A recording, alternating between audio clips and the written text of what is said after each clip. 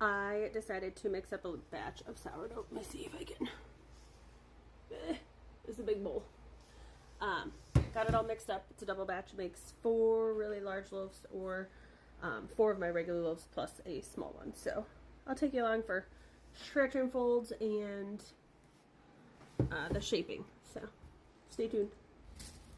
Welcome to my very unaesthetic kitchen. I have you by the window so we have decent lighting, but it is time to do our first set of stretch and folds. It has been an hour roughly since I mixed it up, so let's see what we're working with. Very shaggy dough. Let me wash my hands. The trick is to have damp hands. So, let me get my hair. So we are going, I should duck down. I don't have a very good way to record right here. We're going to do 4 sets of stretch and folds around the edges. So you just pick up your edge like this. It's going to be very gooey. Pick it up, stretch it up, slap it over. Quarter turn, do the same thing. Pick it up, stretch it up, slap it over. Quarter turn, pick it up, stretch it out, slap it down. And last one, pick it up, stretch it out, slap it down. There we go. Now, it's very sticky, but each time that we do stretch and folds, it will get smoother and it will get more, I don't know, it'll get better. I'm not good at the words, okay? Just trust me. Now we are going to scrape the bowl to get everything down.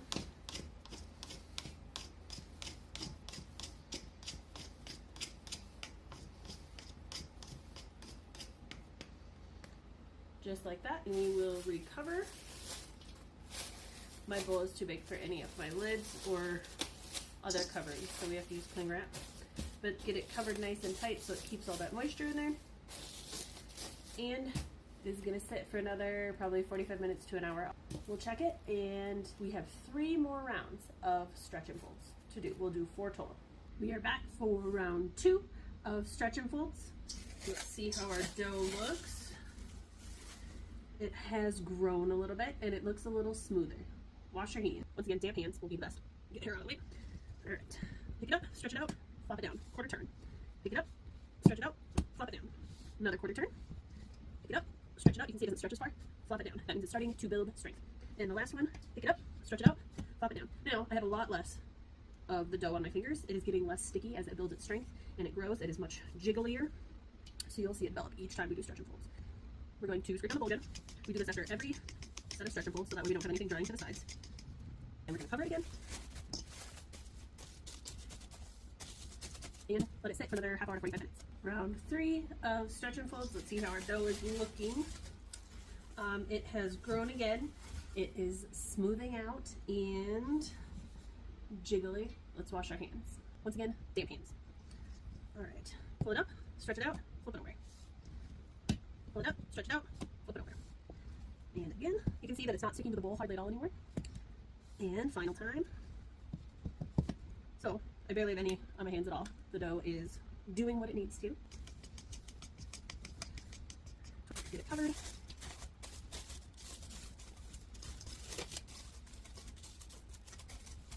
And now we can rest. All right, final round of stretch and folds. Let's see how it's looking. It's looking pretty good, pretty smooth, nice and jiggly. Let's wash our hands. All right, here we go. You can tell it's grown quite a bit. So pull up, stretch, flop. Pull up, stretch, flop. It's looking much more consistent in texture. Flop it over. My bowl's running away. And last one, just like that. Scrape down our edges. All right, we want to let it bulk ferment for a little bit before we split it out and shape up our loaves. So I'm going to put the cover back on. At the temperature in my house, I will probably let this sit for a couple hours. I'll check it here in another hour and a half to 2 hours and see how it looks. You want it to be mostly smooth, nice, doubled in size, very jiggly, and then when you touch it, you want it to not be sticky. So those are the things that we're going to check. I have to go pick up my son from daycare here, so I'll see you in a little bit. So it is now many hours later.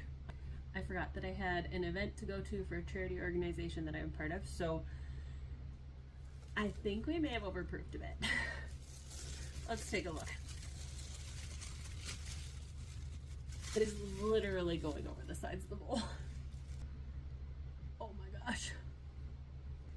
Alright, let's see if I can get this out without making a mess.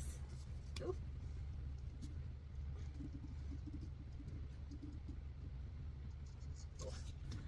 That actually came out better than I thought it would, so we'll let it go. There's a lot. I have my scale set up off to the side, so I'm going to portion this out into 4 of my regular size loaves plus 1 smaller loaf.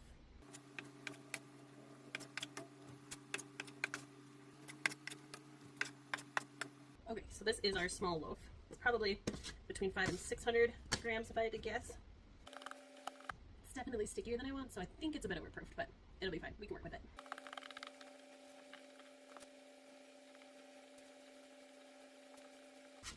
So put it in your banneton, if I can get it in there, and then cover it. And then I cold proof mine overnight, so I'll wait and bake tomorrow morning.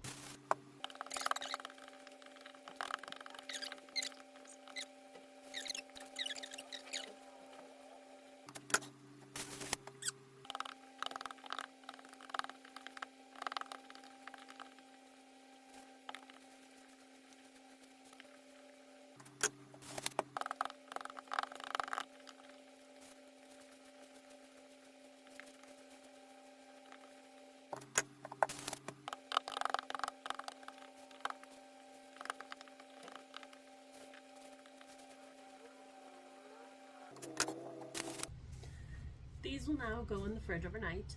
Tomorrow morning I will preheat my oven and get them baked. So come back for part 2.